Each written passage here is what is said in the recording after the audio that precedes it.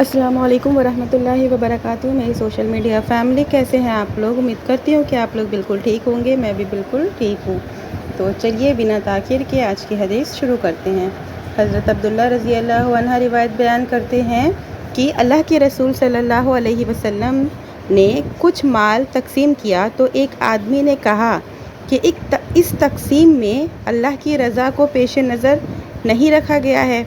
راوی کہتے ہیں کہ میں نبی اکرم صلی اللہ علیہ وسلم کی خدمت میں حاضر ہوا اور چپکے سے آپ کو بتا دیا۔ اس سے آپ انتہائی غصے میں آ گئے، آپ کا چہرہ سرخ ہو گیا، حتیٰ کہ میں نے خواہش کی کاش یہ بات میں آپ کو نہ بتاتا۔ کہتے ہیں کہ پھر آپ نے فرمایا موسیٰ علیہ السلام کو اس سے بھی زیادہ اذیت پہنچائی گئی مگر انہوں نے صبر کیا۔ تو فوائد اس حدیث کے: بیت المال میں مال ہو تو مال مستحق لوگوں میں تقسیم کرنا چاہیے۔ مال غنیمت تقسیم کیا جائے گا، سب بچا کر رکھا نہیں جائے گا۔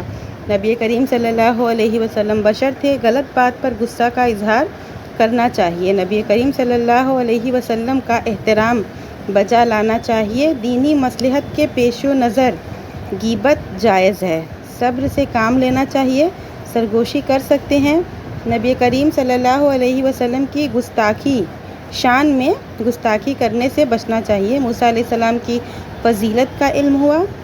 لوگ کیا کہتے ہیں اور اس طرح لوگوں کی باتوں سے ٹینشن نہیں لینا چاہیے۔ جب انبیاء اکرام لوگوں کی زبانوں سے نہیں بچ سکے تو ہم کس کھیت کی مولی ہیں؟ اپنی ذات سے کسی کو تکلیف نہیں دینا چاہیے۔ اور ایسی ہی حدیثوں کو، ایسی ہی اسلامک باتوں کو سننے کے لیے please do like, share and subscribe my channel. مجھے کمنٹ میں بتائیے کہ آپ لوگوں کو میری ویڈیوز کیسی لگتی ہیں۔ ملتے ہیں نیکسٹ ویڈیو میں۔